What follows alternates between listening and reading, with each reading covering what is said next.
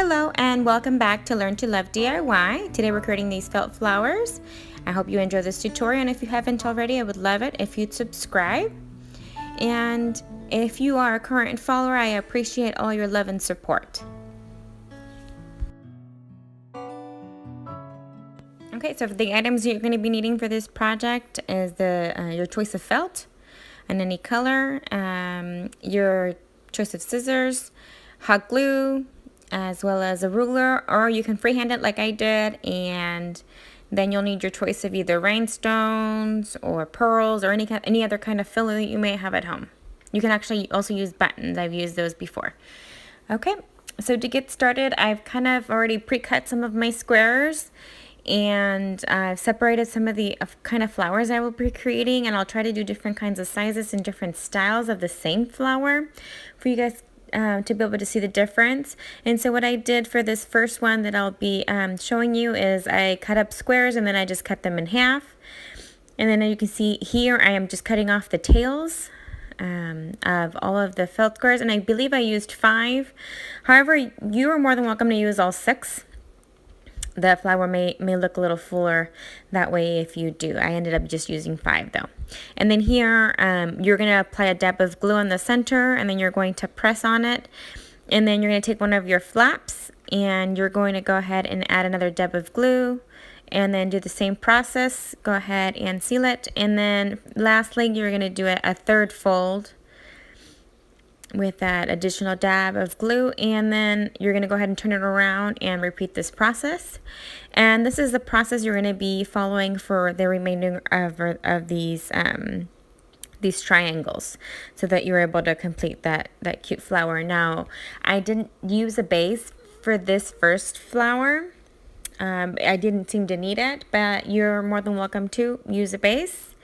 If you're going to be attaching it to something else or a different project, I would advise that perhaps that you do, so that when you apply your adhesive, it doesn't leak through the insides of the flower.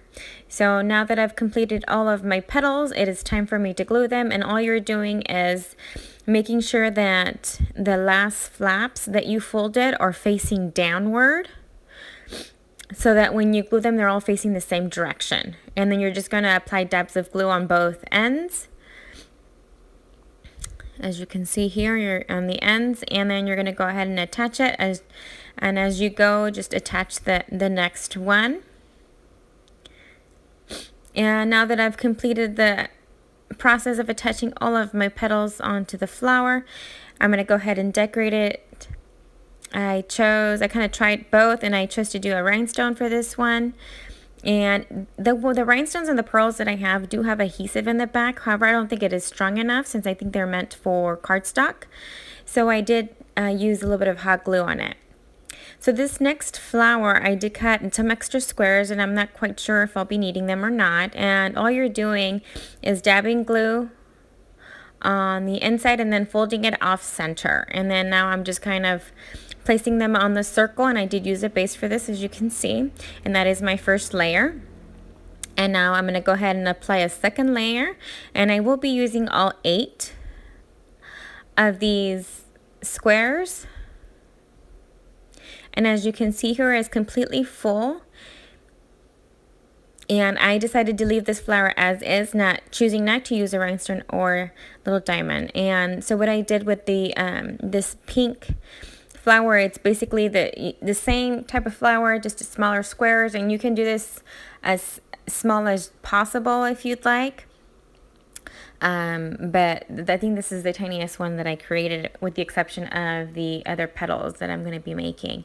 And so this one, I only added 6 of those squares that were folded, and so that did leave a little bit of room for me to do a center. And as you can see, there's a little bit of a difference between the flowers.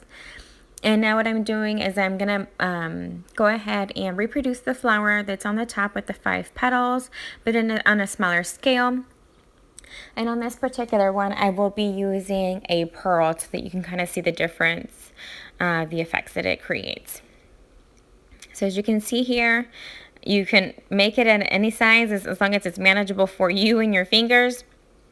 So now I have these 4 flowers, and what I wanted to do is kind of give you a different version of the pink flower with the pearl, as well as that gray one that looks really full that I didn't use the center on. So what I'm doing is I'm cutting up these 4 squares that I have here into circles, and I will be using a center for them. And basically, you're reproducing the same process, or redoing the same process that you did for the other ones, with the exception that this one will be in a will look more circular instead of messy and squared. So as you can see here, I'm just kind of doing the same thing, dabbing glue on there twice, and then just folding them into halves again. And then I'm just going to go ahead and add them to the circle, or to my center or base.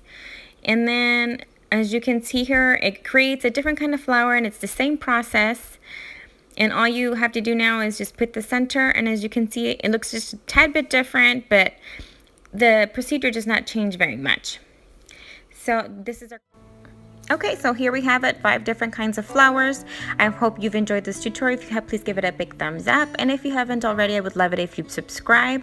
And those of you that already subscribed to my channel, I appreciate and really love all the beautiful comments you guys leave in the comments below. And I thank you for watching today.